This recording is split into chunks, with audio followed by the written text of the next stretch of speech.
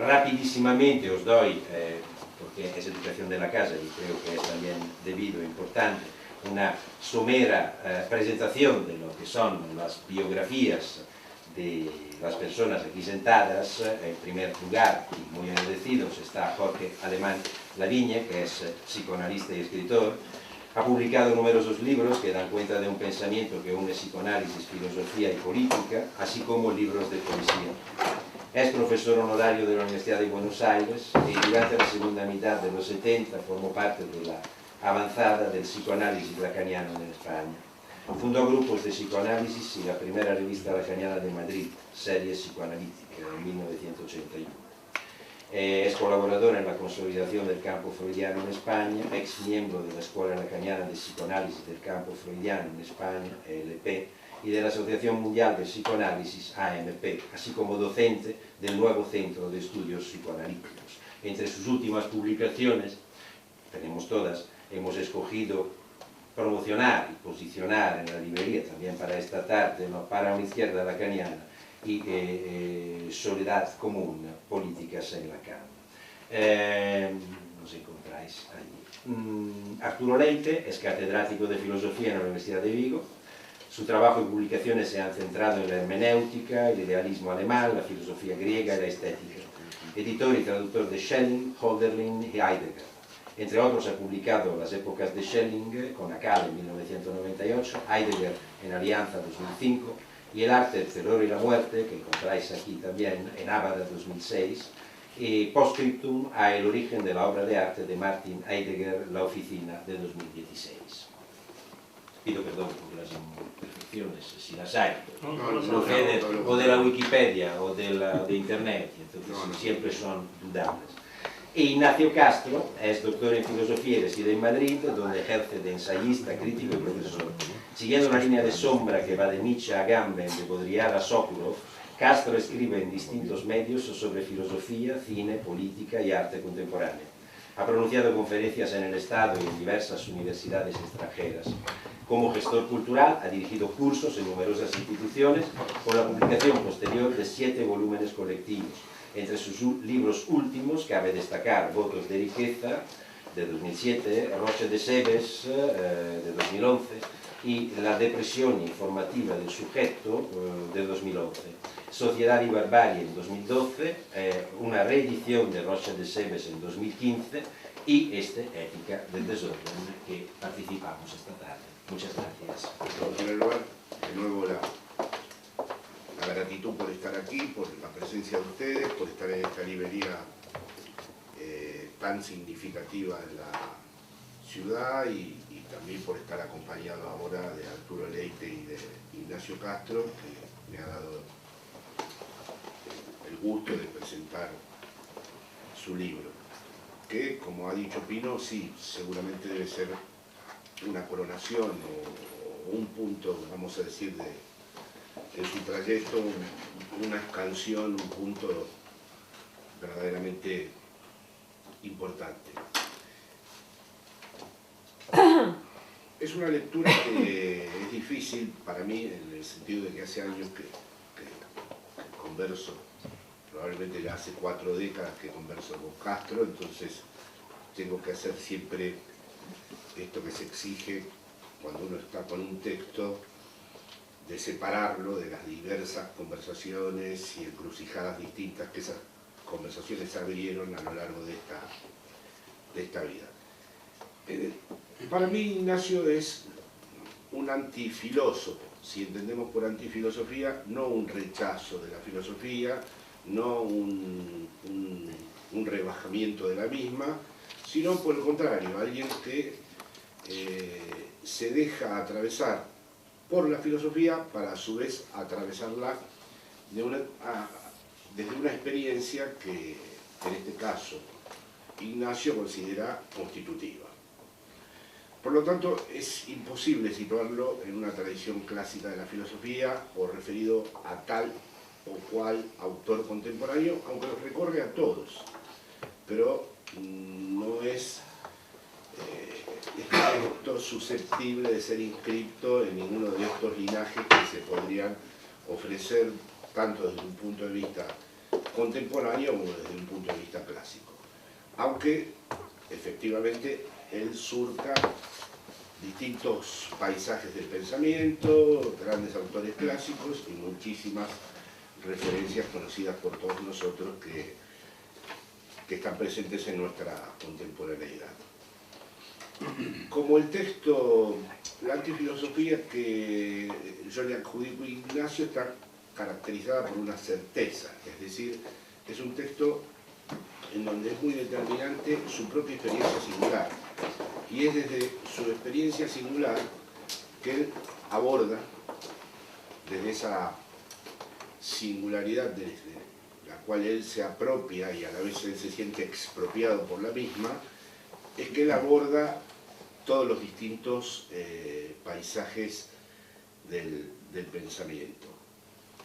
Quiero decir que, como él mismo define a la filosofía es ya una respuesta a el modo de sostener la existencia. Quiere decir que no está la filosofía en primer lugar, sino que la misma ya constituye, entre otras, una modalidad de respuesta por una existencia que a la vez está atravesada siempre espectralmente por algo que la desborda a través de distintas tensiones que ya están sugeridas en el título. Fíjense la tensión que hay entre la palabra ética y la palabra desorden, o incluso entre la palabra pánico y sentido. Esta existencia está todo el tiempo tensionada, fracturada, atravesada por términos que nunca se pueden integrar, por algo que nunca se puede terminar de conceptualizar, por algo que, si bien no se puede terminar de conceptualizar, marca fuego a todos los conceptos y exige, y esto se ve en el clima torrencial del libro, en su escritura, en su arsenal, digamos, metafórico, exige permanentemente un forzamiento del lenguaje y de la escritura para poder dar cuenta precisamente de la singularidad de esta experiencia. Por ejemplo, voy a remitirme textualmente, voy a ser muy breve, pero me voy a remitir textualmente al capítulo 2, qué significa sentir, y, por ejemplo, podemos demorarnos un segundo en esta frase. La complejidad de la presencia real está cargada con lo que es para siempre ausente, inaccesible para el conocimiento. Lo decíamos antes de otra forma, el límite del saber alimenta la percepción, la omnipresencia de una interioridad que siempre se fuga y a la vez alimenta una exterioridad que no cesa.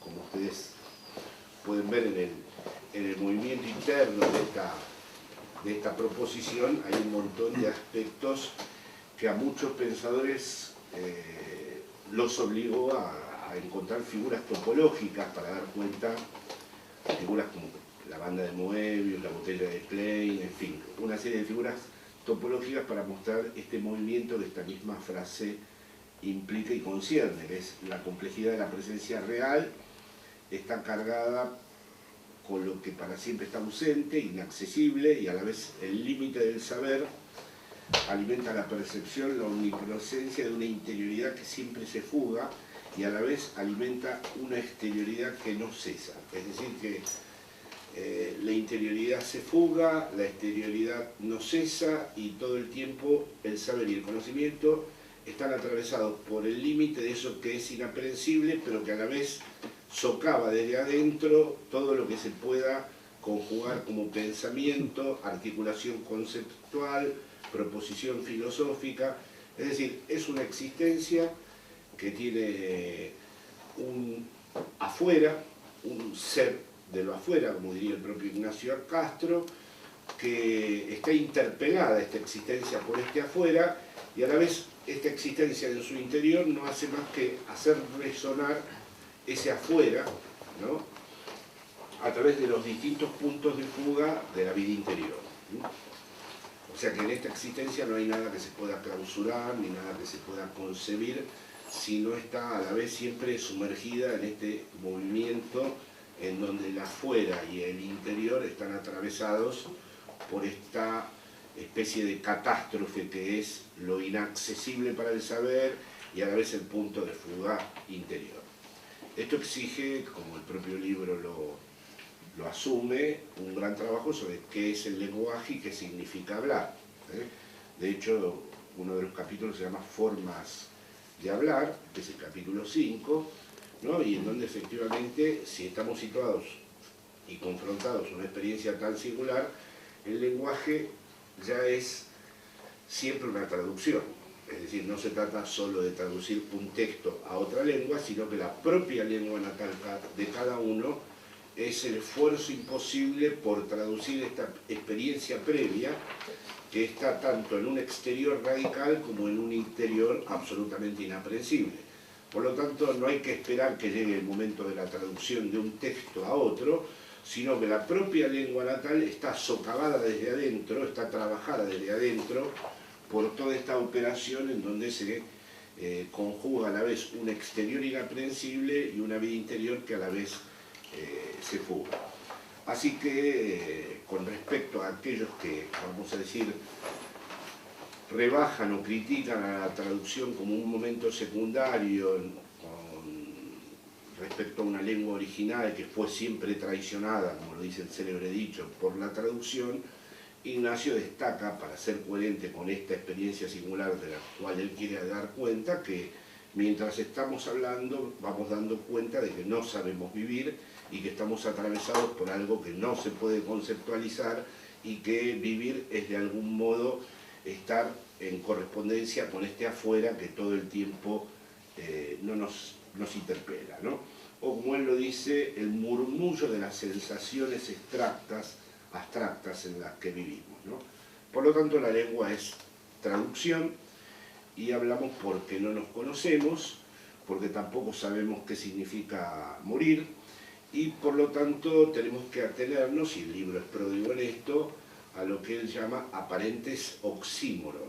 Es decir, es un libro que precisamente como el lenguaje, como dije antes, está forzado, está habitado todo el tiempo por oxímoron que Ignacio llama aparentes y que son el modo que tiene cada uno de forzar a la lengua para que la lengua pueda de algún modo entregarnos aquello que a la vez todo el tiempo se escapa, ¿no? Y por eso Ignacio concluye que toda presencia terrenal, dice él, de acuerdo con toda esta caracterización del afuera y del punto de fuga interior, toda presencia terrenal, dice Ignacio, está encriptada, o toda presencia terrenal es un texto cifrado.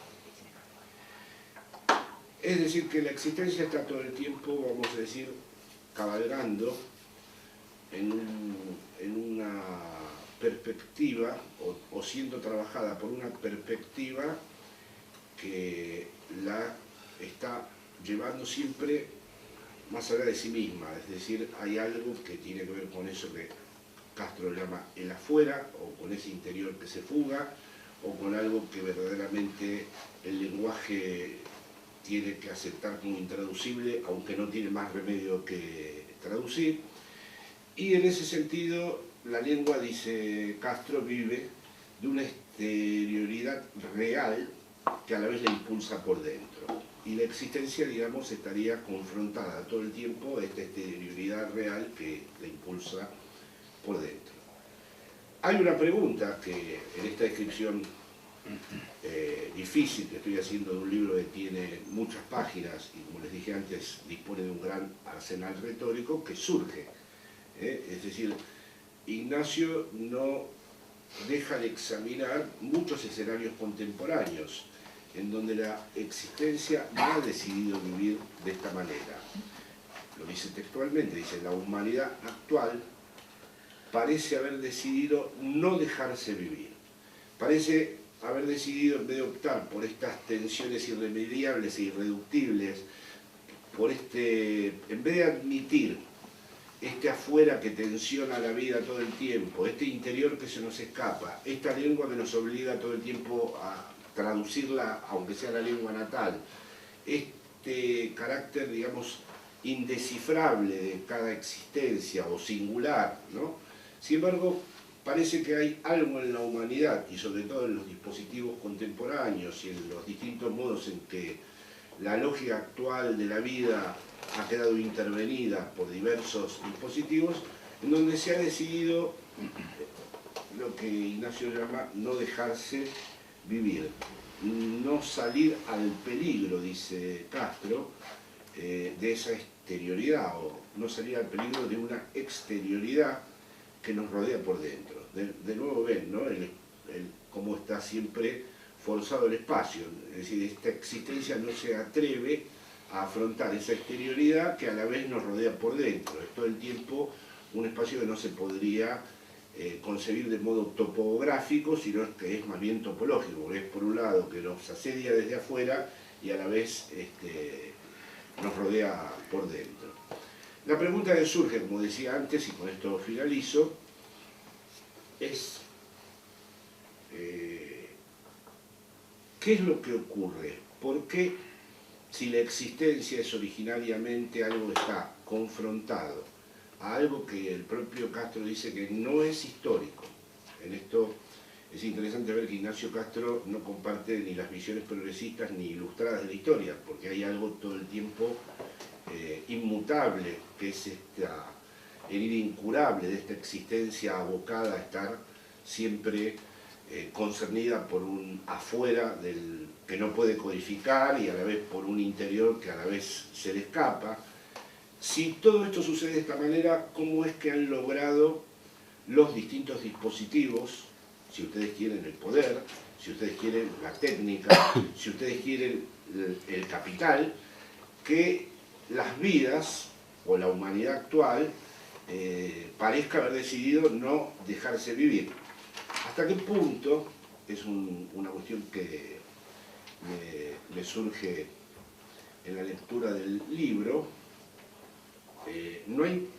No se está invocando de manera implícita una cierta teoría, o bien de la represión, en el sentido freudiano, porque el propio Ignacio no deja de hablar en algunos de los fragmentos del texto del retorno de lo reprimido, o una teoría del olvido, en el sentido, digo esto con pudor porque está Arturo aquí presente, en el sentido mismo de Heidegger, ya que efectivamente, si originariamente la existencia está tocada por este real inaprensible, trabajada desde adentro por algo que a la vez todo el tiempo se sustrae, ¿cómo es que finalmente hay algo que la estabiliza? ¿Cómo es que realmente los códigos inertes triunfan? ¿Cómo es que finalmente ciertas formas de hablar, de percibir y de sentir se homogeneizan de tal manera que nos impide ver este momento que él considera ahistórico, este momento inmutable, este momento permanente, donde, como él dice, cualquier cambio, dice Castro, esto es lo que lo vuelve el libro también no solo antifilosófico, sino también, digámoslo, antipolítico, en un sentido convencional al menos, dice cualquier cambio se desenvuelve en el fondo de lo inmutable. Es decir que, o dice, no existe ningún progreso radical que nos libre de lo primario. Es decir, para él lo primario sigue siendo esta existencia, este afuera, este punto de fuga interior, esta imposibilidad de traducir algo definitivamente, esta herida inaugural, esta brecha que efectivamente cae sobre la existencia y de la cual la existencia no se repondrá nunca, esto que él tiene muchísimas metáforas para nombrar y que le da, digamos, a la existencia un carácter, podríamos decir, para simplificar, abismal. Por lo tanto, ¿cómo es que esto se estabiliza? Por lo tanto, ¿por qué alguien se instala, como dice Castro, olvidándose de la vida o no dejándose vivir, utilizando su propia expresión? ¿Por qué tienen éxitos ciertos códigos que en su inercia estabilizante y homogeneizante logran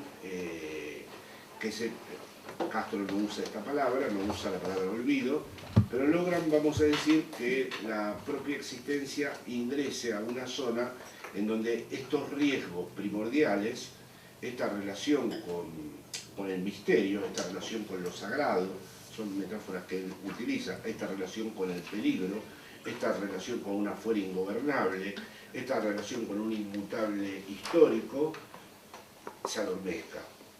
y por lo tanto se ingrese al mundo en donde verdaderamente hay flujos de información, de publicidad, reglas convencionales que atrapan a las existencias en esta institución inerte, podríamos decir. Por lo tanto, esta es la pregunta con la que culmino mi intervención, que es, bueno, en efecto, si, como Ignacio ha descrito, es tan radical la experiencia inaugural del vivir, de la propia existencia, ¿qué es lo que logra que la misma sea tan fácil de colonizar por distintos dispositivos que incluso provoquen el olvido de esta vida que tendría que estar siempre confrontada a este peligro que la acecha tanto desde adentro como desde su interior, porque finalmente el adentro y el interior no son más que constituyentes de un mismo terreno en donde la existencia como tal se despliega. Nada más, muchas gracias. Bueno, yo ya no sé si comentar tu libro o comentar el comentario de mi amigo y presentador Jorge Alemán. Bueno, para mí en realidad este acto es casi la continuación de uno truncado en este verano en La Coruña, donde fui invitado por Ignacio, maldito Ignacio, ¿no? Fui invitado a la presentación de esta ética del desorden y aquello, bueno, no sé, desde luego fue impresentable. El acto, digo, porque el tumulto y todos esos dispositivos, incluidos los culturales, en medio de la Feria del Libro, que es lo más, generalmente los lugares donde que menos invitan a leer, ¿no? Pues impidió, radicalmente boicoteó prácticamente, a lo mejor exagero Ignacio, pero fue realmente una situación imposible. Y en este sentido, pues yo agradezco mucho esta invitación, esta posibilidad de referirme de nuevo a la ética del desorden, a Pino y a este lugar tan silencioso que contrasta tanto con aquel escenario imposible del verano. A ver si soy capaz de ordenar entonces lo que quise decir en aquel momento y de lo que casi me había olvidado también, ¿no? Voy a aprovechar algo que ha comentado, que ha señalado Jorge, y que por lo tanto pues, no tenía preparado, ¿no? Titula y califica a Ignacio como antifilósofo y lo comparto, lo comparto. De alguna manera este libro, este inmenso libro, no solamente por su extensión, sino por toda la riqueza y por todos los caminos que va abriendo y que va abriendo de manera que se constituye casi una especie de laberinto en el que a uno le gusta entrar y no le apetece nada salir. Los que lo lean tendrán esa experiencia y que, por así decirlo, pueden volver a releer permanentemente. Si este libro está escrito por un antifilósofo, lo que sería incoherente es que este libro tuviera un tema. Es decir, no puede haber temas. Y en cierto modo, de lo que trata el libro es de la enumeración, podría ser más amplia, de unos no temas. Unos no temas, y por tanto hay una suerte de desistencia. El antifilósofo no quiere conceptualizar ni fijar determinados temas, sino evocar eso que no puede ser tratado como tema. Por ejemplo, el tiempo, por ejemplo, la muerte y la vida, por ejemplo, la sensibilidad, por ejemplo, el lenguaje al que se ha referido Jorge también, y por ejemplo, algo que aunque nos lo creamos, al tratarlo como no tema, se hace verdaderamente grande, que es el cuerpo. El cuerpo como tema ya sabemos de qué va. Hospitales, enfermedades, a veces placeres, pero en cualquier caso, algo que no le hace justicia, algo que no le hace justicia a esa inconmensurabilidad, a esa imposibilidad de medir lo que es el cuerpo y de fijarlo en un concepto determinado. En este sentido, me gustaría decir que el libro, en concreto, es un atentado contra los géneros. Estamos hablando de lo mismo, antifilosofía, no temas, por lo tanto, ¿en qué género lo vamos a encajar? Encajar en un género, por ejemplo, el género filosófico, sería una incoherencia desde la perspectiva que venimos hablando. Y en ese sentido, como tenemos de todas maneras que utilizar tenemos que utilizar títulos y nombres y rótulos para entender de qué va, no tanto con el ánimo de clasificar, sino con el ánimo de, bueno, de alguna manera decir algo, podríamos decir que aquí hay una indefinible vinculación entre filosofía y literatura, no en el sentido de que lo literario se convierta en el marco, sino que lo literario mismo es el instrumento, precisamente, para poder tratar y dar vueltas a todo eso que no se deja, ni se quiere, esto es lo fundamental, conceptualizar. Cuidado con lo que no se deja y no se puede. Lo que hay en el desorden, yo creo que hay una intención y una voluntad de no querer hacer tema de ciertas cuestiones, porque de hacerlo es cuando lo perderíamos.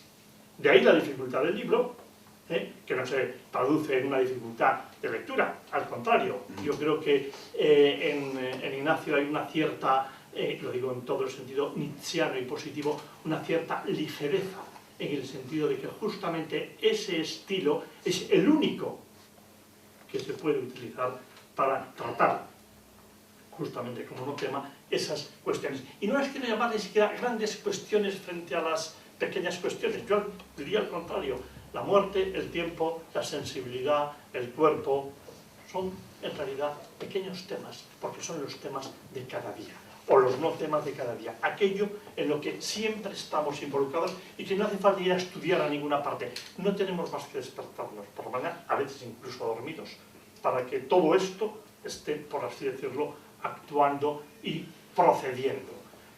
Yo creo que ese es el grandísimo logro del libro, el intento por situarse, tratando de decir algo de lo que no se puede decir en la medida en que nos resulta tan próximo, tan nuestro y tan próximo, que resulta indefinible e inconceptualizable. Insisto, ¿resulta imposible? No. Se puede conceptualizar, pero lo perdemos. Piensen todos en qué medida podemos definir y conceptualizar la muerte. Está claro que lo podemos hacer porque no tenemos ni idea.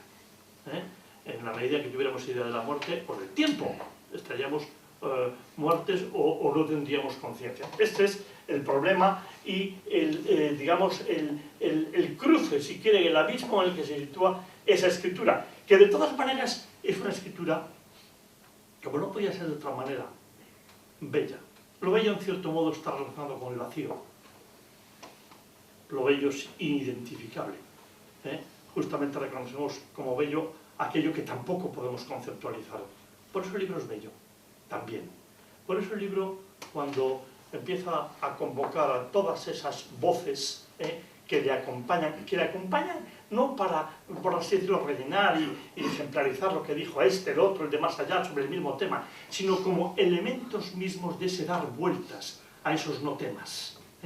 Como, por así decirlo, todos aquellos que antes que él, y pueden ser desde pensadores como Leibniz, como el propio Spinoza, como en la actualidad como Heidegger, pueden ser escritores, escritoras, Lispector, Kafka, pueden ser pintores como Rothko, pueden ser directores de cine como Pasolini o Sokurov, todo ese conjunto de voces que en el fondo, ya sea indistinguiblemente desde la filosofía, la literatura o el arte, en realidad se encuentran en la misma situación, en la misma dimensión, en ese tratar de decir algo de lo que no se puede decir.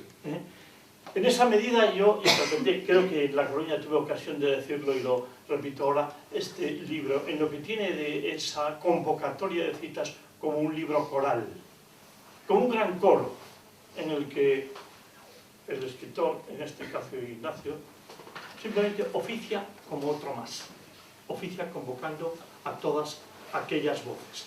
Creo que hay que leerlo como un libro coral para entender que todas las referencias literarias o artísticas o filosóficas que señala no son meros ejemplos, sino que son elementos materiales, casi diríamos contenidos del mismo libro. Pero claro, volvemos, recordaba también en aquel momento en qué sentido me había evocado la escritura aquel carácter de Montaigne, cuando también en sus ensayos no se pone como loco a definir cosas, porque ha reconocido ya el principio de esa indefinición y se pone a evocar y para hacerlo convoca también a otras voces, en este caso menos voces, porque Montaigne vivió muchos siglos antes, donde no eran tantos los que tenían la posibilidad de escribir. Las referencias de Ignacio son mucho mayores, pero el estilo va por ahí. Esa evocación, esa convocatoria de los que han dicho sobre la cuestión de las cuestiones más relevantes o irrelevantes, y todas ellas indistinguibles, porque todas ellas son importantes. Creo que de alguna manera, si ahora se me preguntara de qué trata el libro, he dicho antes de no temas y he enumerado de una manera muy escolar, he seguido los capítulos del libro, al hablar del cuerpo, la existencia, la muerte o la vida, justamente a la cuestión de la muerte de Ignacio en el libro la llama o la mete como tiene que ser, claro, la vida, ¿no? Es decir, los vivientes, o sea, los muertos, porque los vivientes son los muertos, sobre todo, ¿no? Es decir, no hay ningún muerto que no sea viviente, o que no haya sido. En cualquier caso, como diría Heidegger, los únicos muertos de los que se puede hablar, los otros son puros cadáveres, o figuras de la cultura, o es de los vivos. En cierto modo es lo que hace Ignacio. Esos no temas, en cierto modo, definen el tema del que trata en general el libro. El libro trata, como yo he tratado de decirlo, de lo intratable. El término intratable viene a resumir lo que acabo de decir hasta ahora. Lo intratable, pero que no por ello puede dejar de ser descrito. Y lo intratable es ese alrededor que tenemos en cada uno de nosotros. Por así decirlo, nuestros primeros 50, 60, 70, 80, 100 centímetros, nuestro primer metro en el que siempre nos desenvolvemos, en el que siempre estamos, las grandes decisiones de nuestra vida, los grandes pensamientos, o las pequeñas ocurrencias, o sencillamente todo eso que podemos llamar vida en un sentido, como digo, relevante o irrelevante, señalado o puramente cotidiano, siempre y obligatoriamente, de ahí la cuestión de ese intratable cuerpo, se desencadenan y se desarrollan en el primer metro que tenemos a nuestro alrededor. Un metro en el que pueden ser convocados infinitos, en el que pueden ser convocados figuras que están a miles de kilómetros o que ya están muertos, desaparecidos, o cosas que no están, pero que se convocan ahí, en una situación determinada. Como decía también Jorge, el mismo título del libro es un oxímoron. ¿Cómo va a haber una ética del desorden? Ética significa orden, norma. Desorden es la normal. Desorden es justamente lo que niega ese orden. Está pidiéndonos algo imposible que creo que a raíz de lo que ha dicho Jorge y de lo que vengo diciendo yo, se puede entender, aunque no se puede entender, a pesar de que precisamente sea un oxímoron. La norma del desorden, el orden del desorden, pero es que el orden del desorden viene a definir justamente ese locus, ese lugar que yo llamo absolutamente original, que solo muy difícilmente podemos llamarlo yo. Porque yo es un término que resulta de determinada abstracción, de ese metro que me circunda, que quiero dominar, que quiero tratar, que mi ánimo por no dejarme asaltar ni dejarme esclavizar, quiero rescatar bajo un concepto, bajo un término poderoso que combata todos esos poderes y fuerzas que se están produciendo, y abstraigo y lo llamo yo. En la ética del desorden, en esa reclamación para la norma y para el orden de ese desorden constitutivo, se está sencillamente reivindicando no ese yo, que es un concepto y que es una fijación, se está reivindicando ese locus, ese lugar que solo puede ser descrito como la intemperie. Estamos en la intemperie, porque justamente ese círculo de 1 metro, si queréis 2 o 3 me es igual porque no cambia mucho la cosa, en cierto modo lo que abarcan nuestros ojos y lo que abarcan nuestros sentidos, ¿no? En la medida en que, como vengo diciendo, todo tiene lugar bajo determinada situación y bajo determinado horizonte de sentidos. Y cuando hablo de sentidos no hablo de algo abstractísimo ni de algo que solo la ciencia puede reconocer. Hablo de que en cada momento estamos sintiendo táctilmente algo y estamos oliendo o no oliendo algo y estamos viendo determinados colores y estamos bajo determinada situación física, anímica, bajo determinado afecto, bajo determinado dolor, bajo determinado recuerdo que siempre tiene un constitutivo físico, un constitutivo sensible. Yo es justamente el término abstracto que trata de eludir esa inexorable vinculación a la intemperie sensible en la que estamos. En cierto sentido, yo es el intento por domesticar lo indomesticable. Y lo indomesticable es eso que yo vengo llamando intratable, ese locus alrededor que de alguna manera me está siempre mostrando cosas, pero también me está engañando. Me está diciendo verdades y me está diciendo falsedades a un tiempo. A un tiempo, verdad y falsedad, de alguna manera, proceden de ese cerco en el que estoy metido. De alguna forma podríamos decir que frente a ese yo que ha tratado de siempre regular la ética, hay una reclamación en esta obra coral, hay una reclamación de esa intemperie singular y concreta en la que siempre estamos y que de ninguna manera podemos denominarla bajo peligro de perderla yo.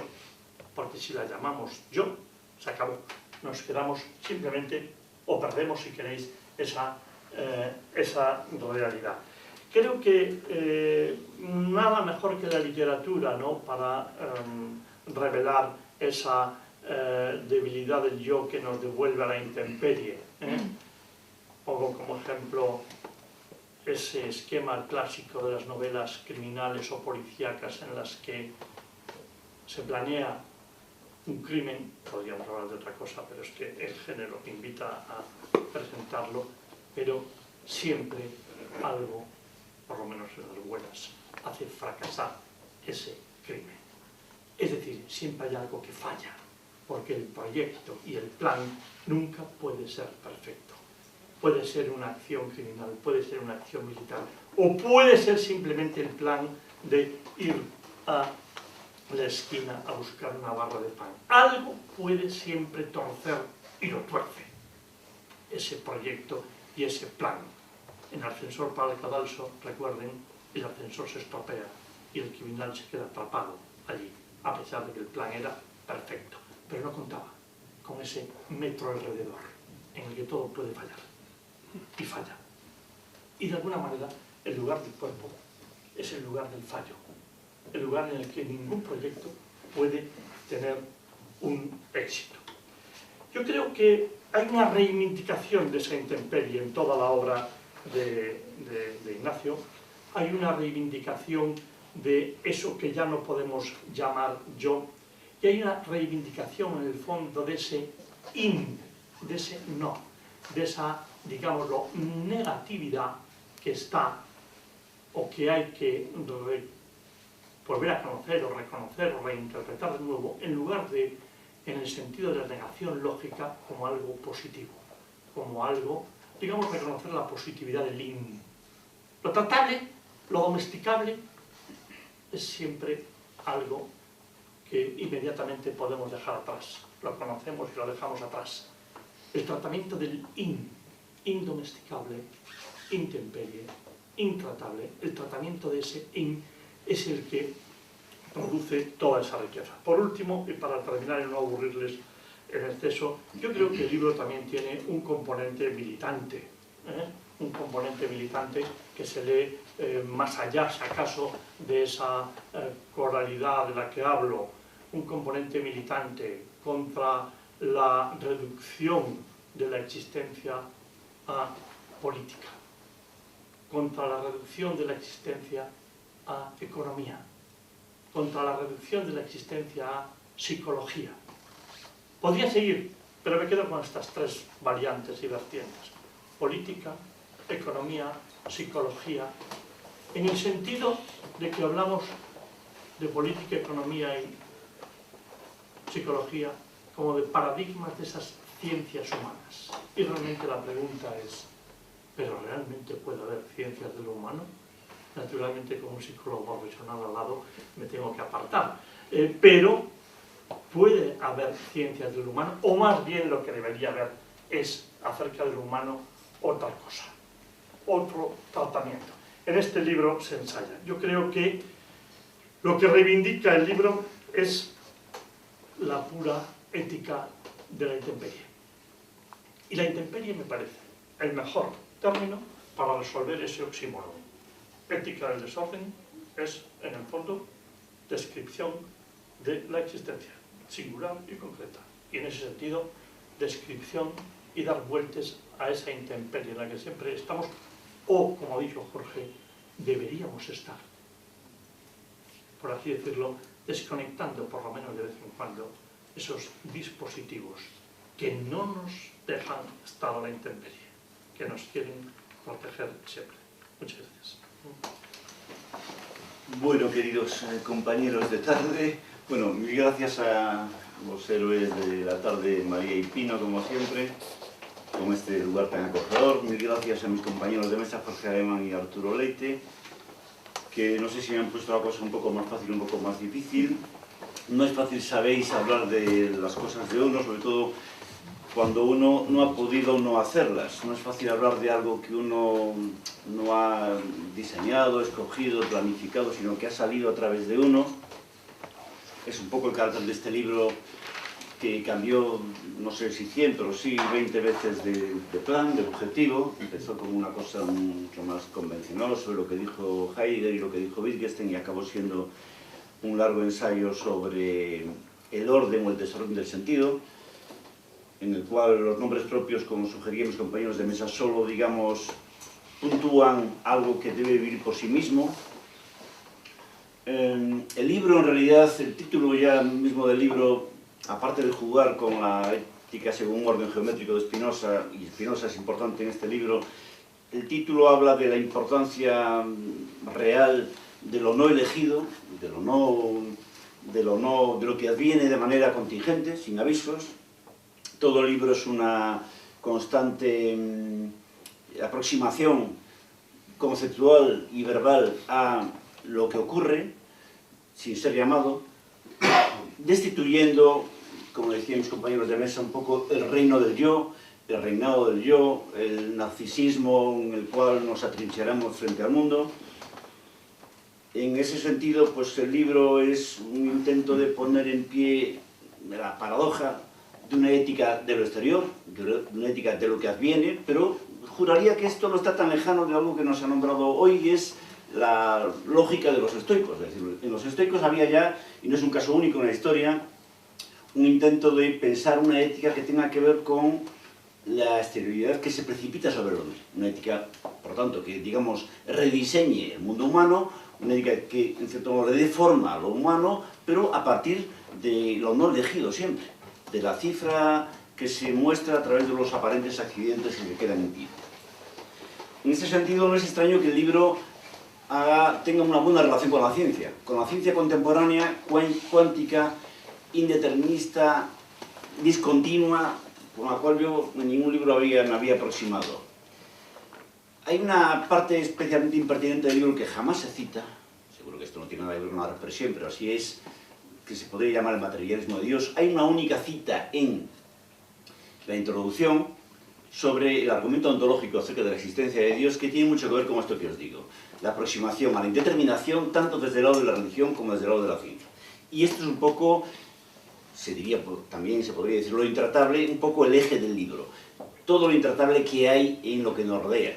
Ese absoluto local, de 1 metro, 2, de 3, en el cual se precipitan un montón de cuestiones que, bajo nuestros planes, van configurando nuestra vida. El libro es largo, escandalosamente largo, porque,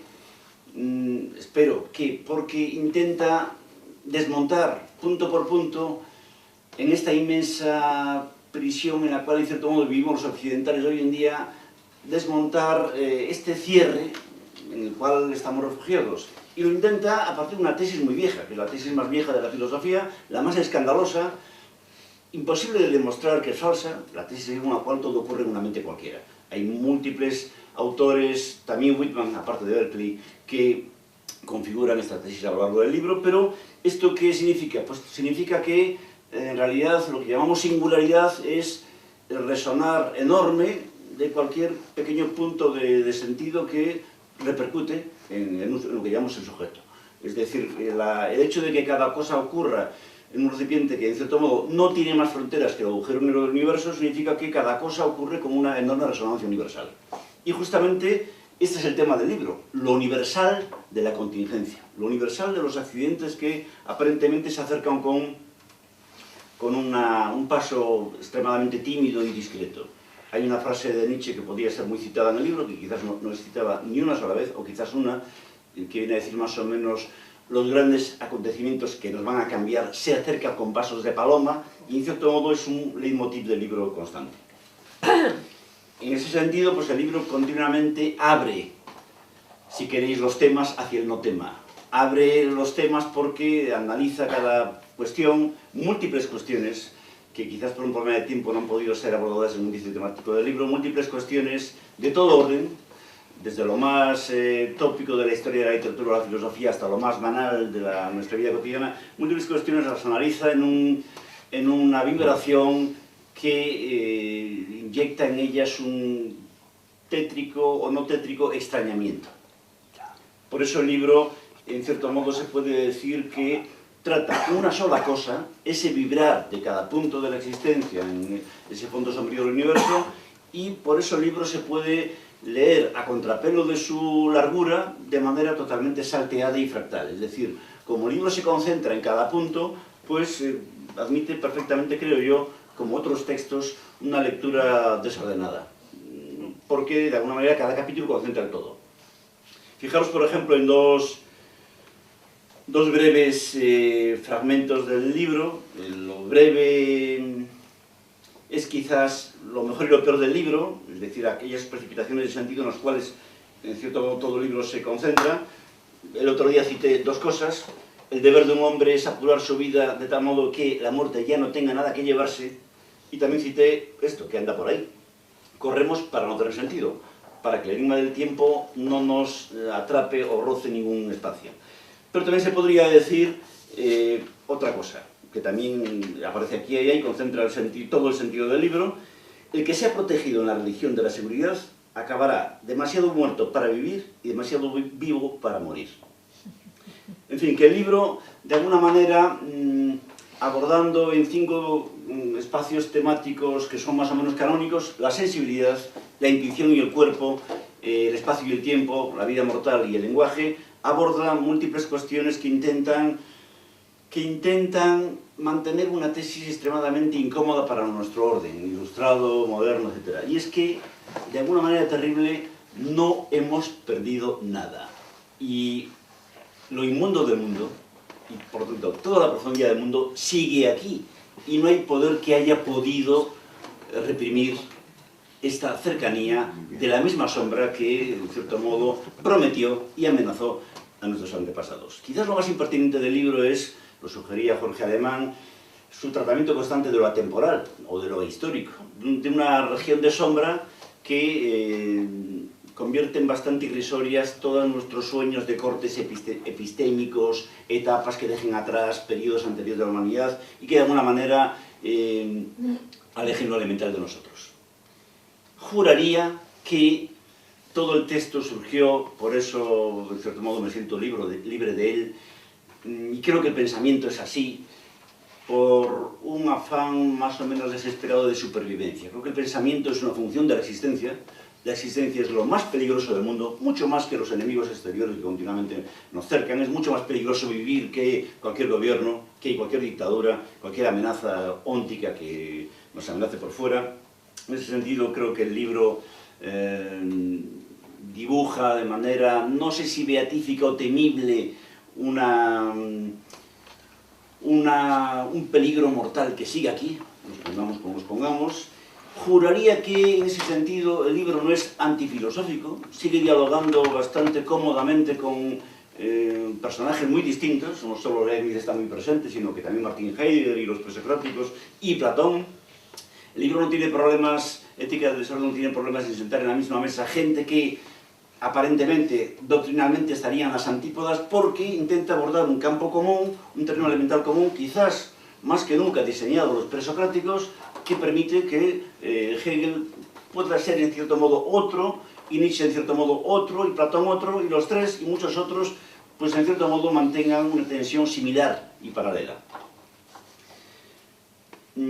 Por lo tanto, creo que el tema del libro, efectivamente, como han señalado mis compañeros de mesa, no son los nombres propios, ni de la literatura, ni de la filosofía, sino este registro elemental de lo que significa vivir.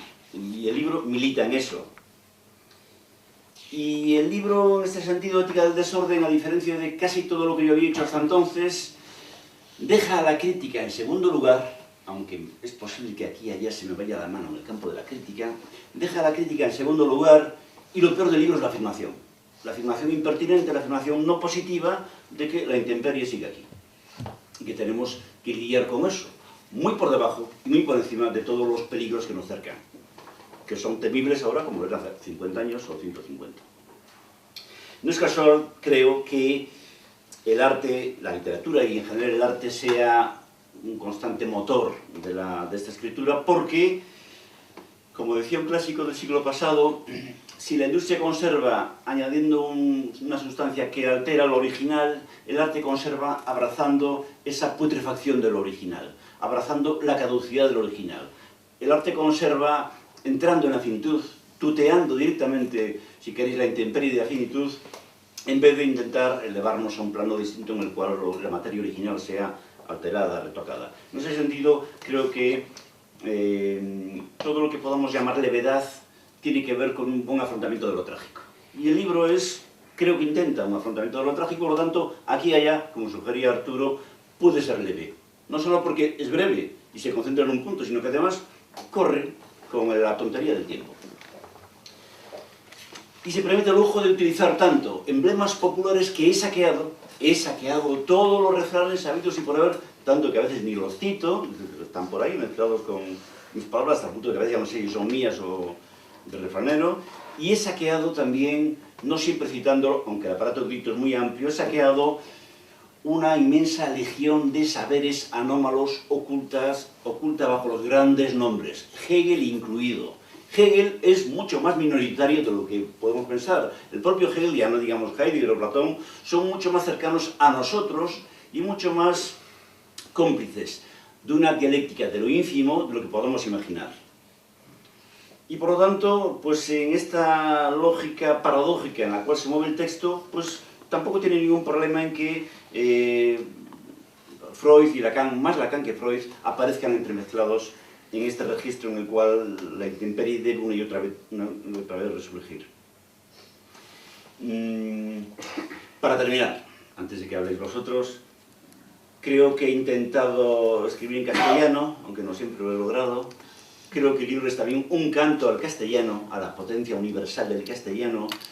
Es la primera vez en mi vida que hago un libro que podría ser cosmopolita.